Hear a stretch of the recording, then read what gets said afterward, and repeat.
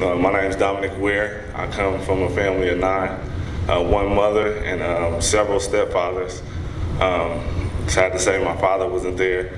To this day, I still don't know who my father is. So just growing up in a household like that. And my mom was so strong, she never bowed down to any new man, you know. She was very faithful with God, and she distilled that within me.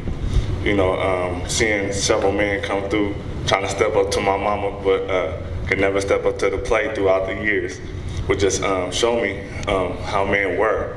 You know, and also my father not being there, you know, I had that idea of how men were.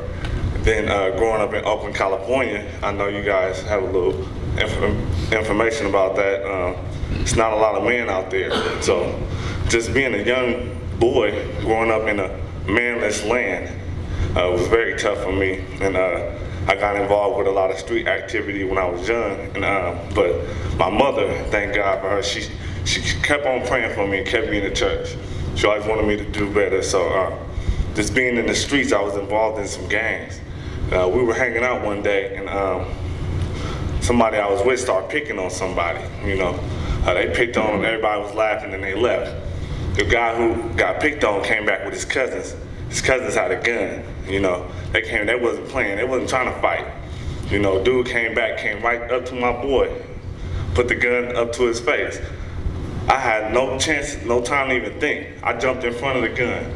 I did, to this day, my grandma would slap the dog mess out of me if she knew I did that. I just, when things like that come up, I don't know what it was, if it was just the act of God or my mother and just the heart that I have. I just jumped in front of that gun, you know, and I didn't care what was gonna happen, but I wasn't gonna sit there and see this man lose his life, whether wrong or not, you know. And then ever since that day, you know, I left the streets alone. I figured out that wasn't for me, so I continued going to church, staying prayerful, and then I landed a job at Walmart. I was like, you know, I'm gonna be a good citizen, you know, I'm gonna turn my leaf around, be positive, move up, retire, whoop whoop. I got all these promises, you know. I'm like, oh man, I can be a manager in a few years if I work hard. Sad to say, 6 years of hard work, 6 months of hard work, you know, I didn't even get no recognition at my position. I stayed at the lowest part of Walmart, which is a car pusher. You know, breaking my back, you know, missing holidays, birthdays, you know, of my family, you know, just not being able to go. They asked me, Don, where you at? Ooh, I gotta work, you know, Walmart. And still, you know, being at the bottom, you know, and it just irritated me. And just one thing that bothered me, and even to pay all that, I'm able to sit down on that. But, you know, I go into work, and I'm a friendly person. You know, even when I was in the streets, I'm always been friendly.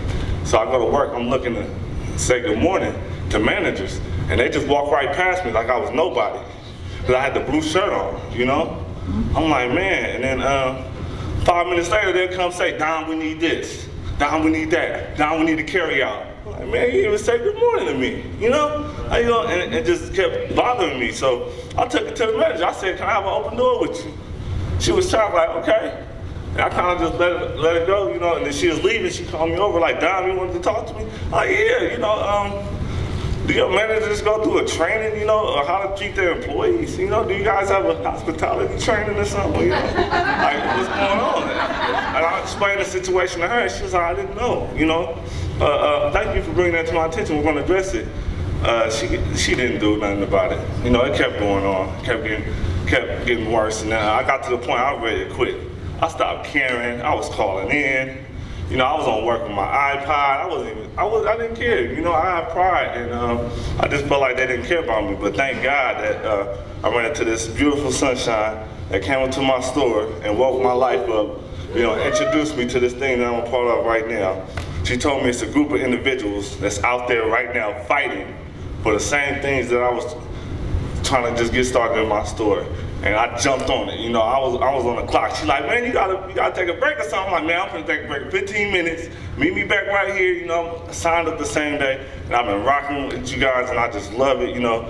And I'm here, I've been giving it all, you know, because I see more love and more respect here than I ever seen at Walmart, in the streets, at school, anywhere, you know. And I really wear that as a badge, you know. I wear that with all my brothers and sisters every day, you know. So I bleed this green, And Bentonville's coming up. Y'all all know this. This is like, you know, our climb, you know. We're going out there, we're gonna show out. Now, you know, I'm asking you guys to challenge me. You know, I'm gonna match you with anything that you do. The same intensity, the same courage, the same passion. You know, I'm gonna match you. So I'm just challenging you to challenge me. Step it up, and I'm gonna step it up with you, and we're gonna knock them out when we go out to Bentonville this year. Thank you.